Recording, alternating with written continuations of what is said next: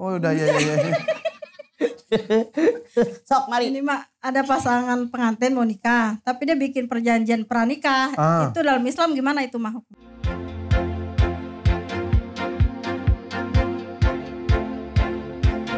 Bukankah yang namanya orang melakukan perbuatan zina? Dalam Bani Israil 32, jangankan zina, PDKT-nya pun dilarang.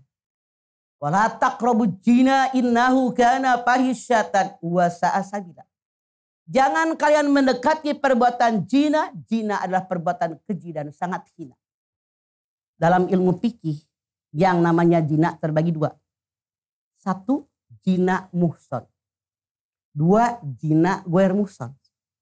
Zina muhson orang yang berbuat zina pernah menikah. Bagaimana hukumannya? Dikubur sampai pinggang di pinggir jalan raya. Di sampingnya ditumpuk batu yang tidak tajam. Semua orang lewat wajib hukumnya nimpuk dia sampai mati. Baru dosanya terhapus. Titik. Dua. Zina ghair muhson. Orang yang berbuat zina mereka belum pernah menikah. Bagaimana Al-Quran menghukum mereka? Allah berfirman dalam An-Nur ayat 2. Az-zaniyatu waz-zani fajridu kulla wahidin minhuma mi'ata jaldah. Penjina perempuan, penjina laki-laki dicambuk 100 cambukan yang sangat kuat. Kalau mereka belum menikah. Bu, Masya Allah, itu perbuatan setan.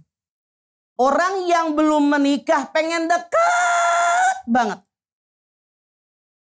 Kalau mereka udah menikah, digoda lagi sama setan, pengen misah aja.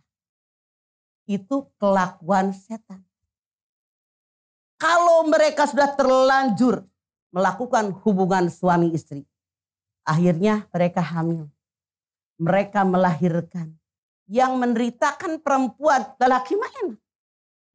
Yang hamil 9 bulan perempuan. Iya. Yang ngidam perempuan.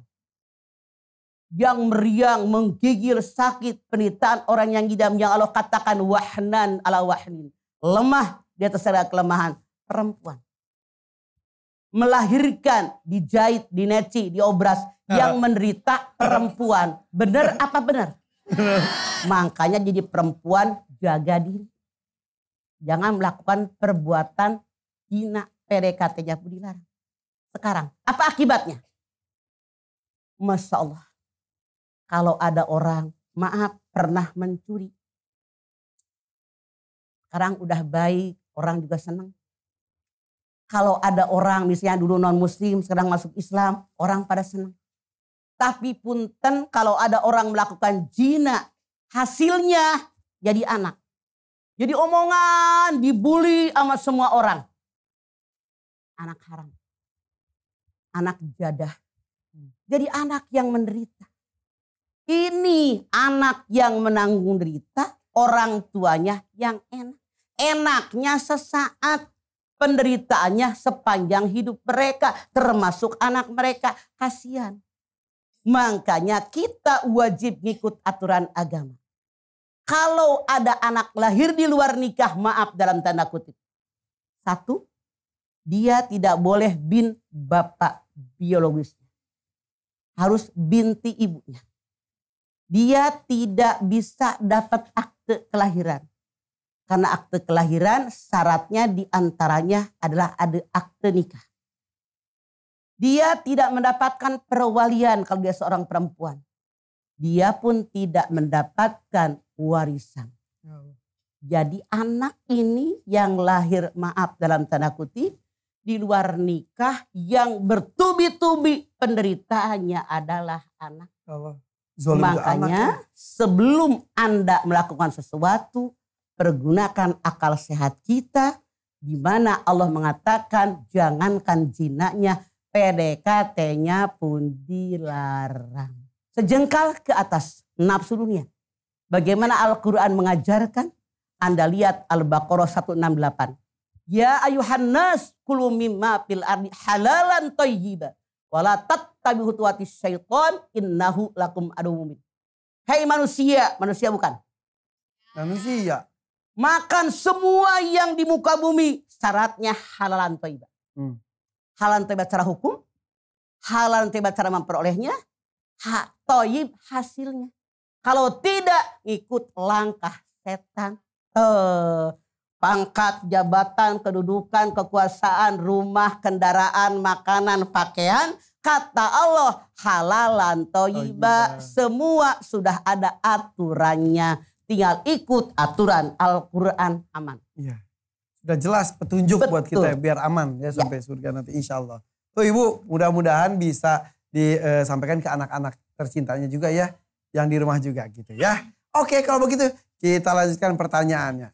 Siapa yang mau nanya? Ini dari sini aja ya. Mangga. Ya. Assalamualaikum warahmatullahi wabarakatuh. Waalaikumsalam warahmatullahi wabarakatuh. Tanya Mama yuk. Ayo. Perkenalkan Mah, saya Mari dari Majelis Taklim Nurul Falah. Mari yuk. Yuk kita ya. Oke Mari. Ini Mah, saya mau nanya. Tanya Mama yuk. Udah tadi. Oh udah ya. Sok Mari. Ini Mah ada pasangan pengantin mau nikah, tapi dia bikin perjanjian pranikah. Itu dalam Islam gimana itu Mah hukumnya? Bu, kalau perjanjian pranikahnya tidak melenceng dari aturan agama, boleh. Yang tidak boleh itu kalau melenceng. Misalnya, kalau kita bercerai tidak saling mewariskan, itu salah. Karena suami kalau misalnya ada harta, hak suami, hak istri. Jadi begitu Bu Mari. Jadi kalau pranikah perjanjiannya sesuai aturan agama, boleh. Yang tidak boleh kalau tidak sesuai aturan agama. Oke, contoh. Kalau punya anak Mah, hak asuhnya jatuh. Kunaon? Kalau punya anak itu, hak asuhnya jatuh ke siapa tuh? Dua-duanya kan anak berdua. Sperma dengan indung telur. Emang anak sendirian kagak numbuh tahu Mari. Enggak, kalau nggak bapaknya kekeh gitu pengen punya anak, pengen dia yang ngasuh gitu. Gimana itu? Oh kalau cerai. Iya, kalau cerai. Oh iya. Setahu Hak asuh, saya hak asuh. Bu Mari, hak asuhnya. kalau anak ini belum balik, hak ibunya. Bukan hak ayah, bukan. Kalau belum balik. Iya. Kalau udah balik SMA ditanya ikut ayah ikut mama gitu. Ya, kecuali kalau pengadilan agama melihat bahwa sang istri kurang mampu untuk mengurus. Atau istrinya yang selingkuh. Nah itu maksudnya. Itu tidak punya hak asuh anak. Ya. Mah tapi kembali ke pranikah tadi. Pranikah yang dibolehkan itu misal seperti apa Mah? Misal ya, pranikah yang diperbolehkan dalam Islam misalnya. Ini sebelum pernikahan dibuatlah perjanjian. Ya. Ini rumah punya saya.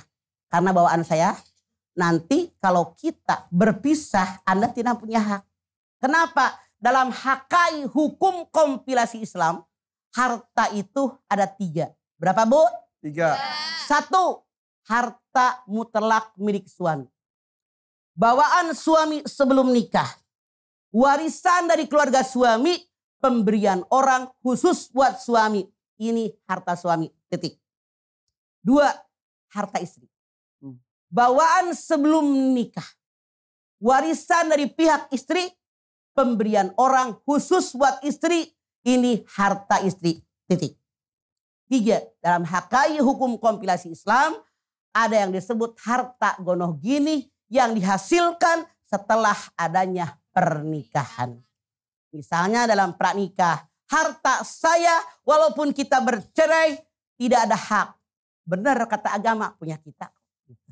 Oke. Tapi agak-agak gimana gitu Mah ya, mau nikah tapi udah ngomongin cerai gitu. Seolah-olah tidak berharap pernikahannya langgeng. Jadi kayaknya berharap cerai di tengah-tengah. Iya seperti itu gitu Mah ya. Betul.